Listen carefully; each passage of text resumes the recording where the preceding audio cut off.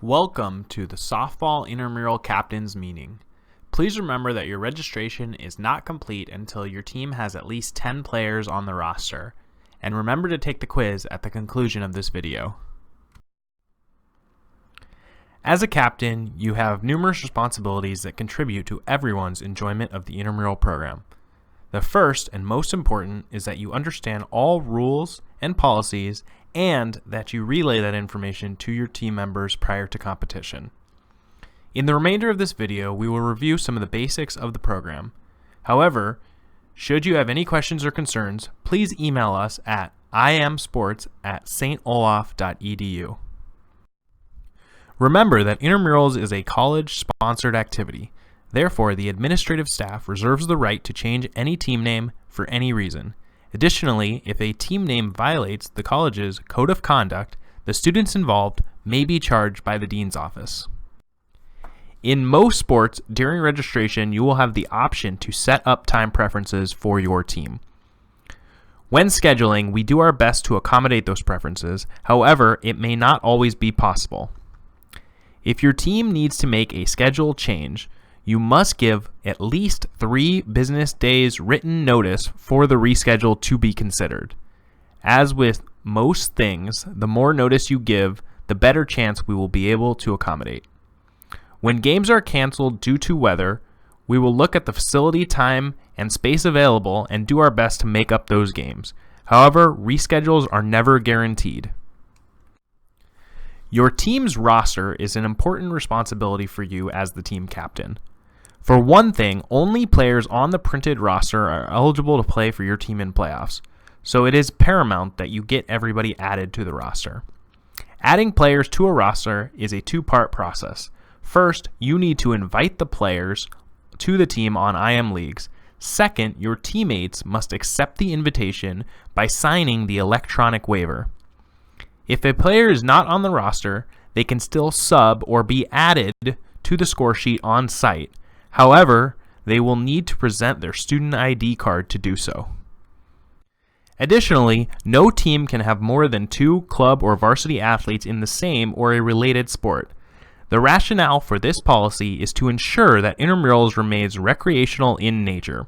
If your team has questions or concerns about this policy, or would like an exception made, please email us. On game day, your team will have 5 minutes past the start time to get the minimum number of players checked into play. Once the 5 minutes have passed, the game will be called a forfeit and a loss for that team. For check-in, please remember that each player is required to initial next to their name. When a player initials, they are signing an agreement to some extent, so players should not be initialing for their teammates. As a captain, you may delegate your on-site duties to a teammate. These duties include the pre-game meeting with the officials, other communication with the intramural staff, and verifying the score at the end of each game. When checking into play, all players must present some form of ID. If the player is listed on the roster, the intramural staff will accept anything with their name and picture on it. This could be their St. Olaf ID card, a driver's license, or even a social media profile. However, if the player is not listed on the roster, that player must present their St. Olaf ID. There will be no exceptions to this policy to ensure that all participants are affiliated with the college. In intramural sports, there's nothing worse than showing up for your weekly contest only to find out that the opposing team will not be able to play. For this reason, it is your responsibility as a captain to inform the intramural office if your team needs to forfeit. This should be done by 5 p.m. or 2 hours prior to the game time, whichever is earliest. Your team will still be credited with a loss, but it will not count as a forfeit. This is important for playoff qualification purposes. Sportsmanship is of utmost importance in intramural sports. It is vital that all players are respectful of other participants, spectators, staff, and the facilities. Only the captain should be discussing decisions or calls with the officials, and this must be done in a respectful manner. Remember that our officials are students just like you, and they will make mistakes. However, incorrect calls do not justify verbal abuse, harassment, or threats towards the intramural staff. Thus, that type of behavior will not be tolerated. At the end of each season, a playoff bracket will be offered to crown the season's champion.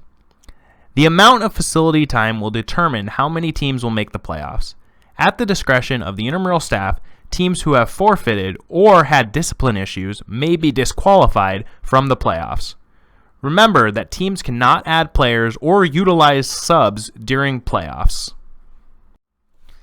The intramural program will cancel outdoor games due to weather when field conditions are poor or safety is at a higher risk. For indoor sports, games will only be canceled if the weather causes the college or the facility to shut down for the time. When these issues occur, cancellation decisions will be made by 3 p.m. on the day of the game. Captains will be contacted via email or phone when time allows. If decisions are made last minute, the intramural staff may email all players directly.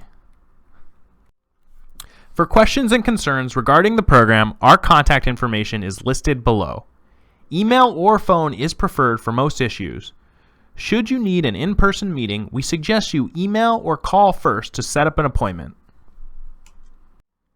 On to the softball playing rules. The game is played with 10 players on each side. However, you only need 7 players to begin and continue a game.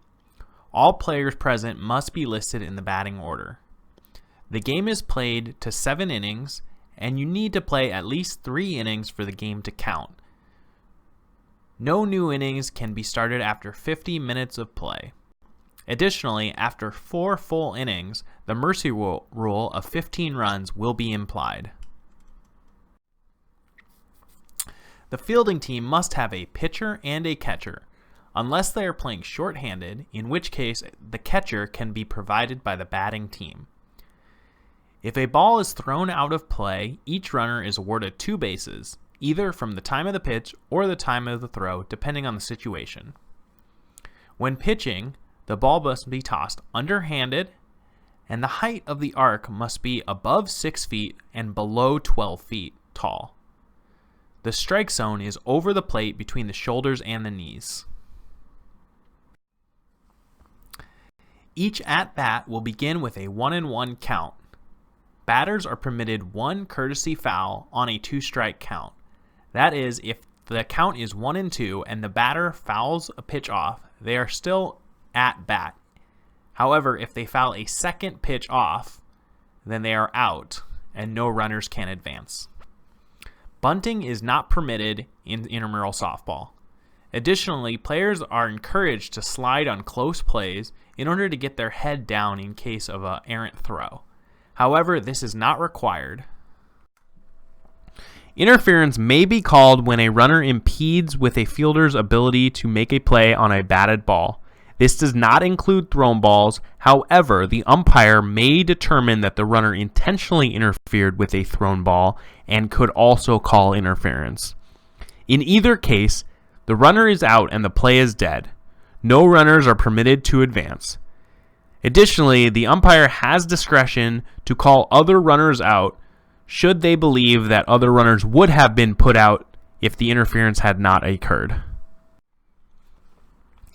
Thank you for reviewing this captain's meeting. Remember to take the quiz to get credit for this meeting, and have a great season.